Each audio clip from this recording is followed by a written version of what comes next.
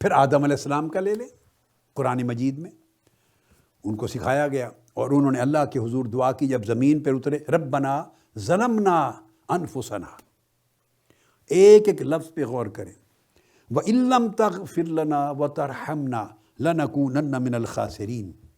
یہ دعا ہے جو آدم علیہ السلام نے زمین پہ اتر کے اللہ سے معافی طلب کرنے کی اور اللہ کی بارگاہ میں توبہ کرنے کے لیے یہ دعا کی، یہ کلمات کا ہے۔ اس میں ایک جگہ یہ لفظ نہیں آیا، یعنی اللہ کے نبیوں کا جو شیوہ ادب ہے، مقام ادب ہے بارگاہ الوہیت کے تعلق میں، آپ اس کا اندازہ کریں کتنا اونچا، کتنا نازک، کتنا لطیف، کتنا عظیم۔ یہ نہیں عرض کیا باری تعالیٰ تو مجھے معاف کر دے، باری تعالیٰ تو ہمیں معاف فرما دے، ہماری مغفرت فرما دے، ہمیں معاف کر دے، ایسا کلمہ نہیں کہا۔ فرمایا ربنا ظلمنا انفسنا، اے ہمارے رب ہم نے اپنی جانوں پر ظلم کیا ہے، بس اس گوشے کو بیان کیا، ہم نے اپنی جانوں پہ ظلم کیا ہے، ہم سے کوتاہی ہو گئی، ہم سے خطا ہو گئی، ہم بھول گئے، یہ حصہ بیان کیا۔ اور پھر وَإِن لَّمْ تَغْفِرْ لَنَا، مالک تو ہے، اگر تو نے ہم پہ رحم نہ کیا، اگر تو نے ہم پہ رحم نہ کیا، لَنَكُونَنَّ مِنَ الْخَاسِرِينَ، تو ہم خسارہ پانے والوں میں ہو جائیں گے، ہم نقصان اٹھانے والوں میں ہو جائیں گے۔ بس یہاں پر بات ختم کر دی، آگے عرض نہیں کیا کہ معاف کر دے، نہیں، اسی کے ارادے پر چھوڑ دیا، اسی کے منشا پہ چھوڑ دیا۔ باری تعالیٰ ہمارا حال تیرے سامنے ہے، ہم اقرار کرتے ہیں ہم نے اپنی جانوں پہ ظلم کیا، ہم حقیقت حال سے واقف ہیں، سب تیرے سامنے رکھ رہے ہیں، ہم نے اپنی جانوں پہ ظلم کیا۔ اب اس کے بعد کیا ہے؟ مالک تو ہے، اگر تو نے ہم پہ رحم نہ کیا، کہ تیرے رحم کے بغیر کچھ نہیں، تیرے کرم کے بغیر کچھ نہیں، تیری عنایت کے بغیر کچھ نہیں، تیرے فضل کے بغیر کچھ نہیں، مانگ نہیں رہے، ڈائریکٹلی عرض کرتے اگر تو نے ہم پہ رحم نہ کیا تو ہم کیا ہیں؟ ہم تو نقصان اٹھانے والوں میں رہیں گے ہمیشہ، ہم خسارہ ہی خسارہ ہوگا۔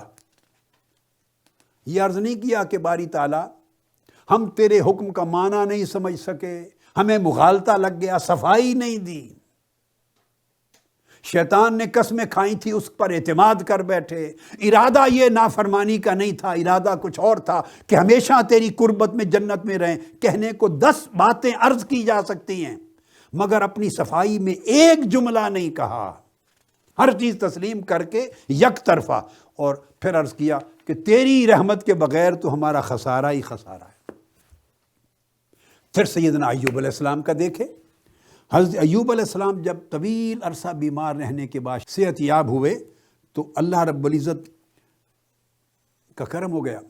اب جب وہ بیمار تھے اور بیماری شدت کی تھی، تکلیف شدت کی تھی، یہ ایام ہیں جو آج کل کرونا وائرس کی وجہ سے شدت کی پریشانی ہے، خوف و ہراس ہے، تکلیف ہے، بہت بڑی مشکل ہے، بہت بڑی مشکل ہے، جسمانی مشکل، صحت کی مشکل، گھریلو مشکلات، کاروبار کی، روزگار کی، معاش کی تنگیاں، بہت مشکلات ہیں۔ تو ایوب علیہ السلام کی دعا سے سیکھیں کہ اللہ سے کیسے ہم کلام ہونا ہے۔ تو جب تکلیف انتہا کی تھی تو انہوں نے اللہ کے حضور دعا کی، اللہ سے مانگا۔ اس مانگنے کا ادب کیا تھا، دعا کا ادب کیا تھا، وہ سنیے۔ عرض کیا مسنی الضر وانت ارحم الراحمین، اے باری تعالیٰ اس تکلیف نے مجھے آج چھوا ہے، اس تکلیف نے مجھے آ کے چھوا ہے، مجھے گھیر لیا ہے۔ اب یہ کہنے کے بعد یعنی جو کلام کی مناسبت ہے وہ تو یہ بنتی ہے نا کہ مجھے اس سے نجات عطا فرما، مجھے خلاصی عطا فرما دے، مجھے شفا یابی فرما دے۔ اگلے جملے مناسبت کلام میں یہ بنتے ہیں، مناسبت کلام میں ہیں مگر مناسبت ادب میں نہیں ہیں۔ تو عرض کیا اس پر تکلیف نے، بیماری نے مجھے آ کے چھوا ہے، گھیر لیا ہے، وَأَنْتَ أَرْحَمُ الراحمین، اور تو بڑا رحم کرنے والا ہے، تو بڑا رحم کرنے والا ہے، تیرے جیسا رحم کرنے والا ہی کوئی نہیں۔ بس دیکھو اس کے بعد آگے اپنا سوال ہی نہیں کیا کہ میں تجھ سے یہ مانگتا ہوں مجھ پہ کرم کر دے، یعنی یہ نہیں کہا مجھے عافیت دے دے، مجھے شفا دے دے، نہیں، اس پر چھوڑ دیا۔ یہ مانگنے کا ایک اور طریقہ ہے۔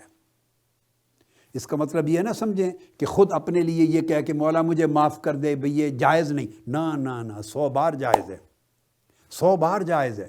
بالکل جائز ہے، مانگیے، مگر میں اس مانگنے کا مرتبہ رفتہ رفتہ چاہتا ہوں کہ اونچا کرتے چلے جائیں۔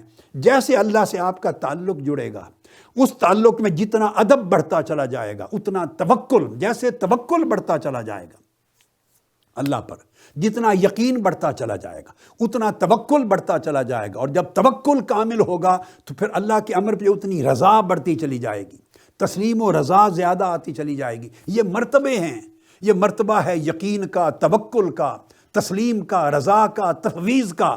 تو یہ سارا ادب سکھاتا ہے مرحلہ در مرحلہ بندہ اللہ سے۔ تو ہر شخص اپنے حال کے مطابق سوال کرتا ہے، حال کے مطابق سوال کرتا ہے۔ تو جب یہ مقام آتا ہے تو اس وقت انہوں نے یہ صورت کر دی، اللہ رب العزت کے حضور اپنی ذات کو اور اپنے ذکر کو اس میں سے بالکل ہٹا دیتے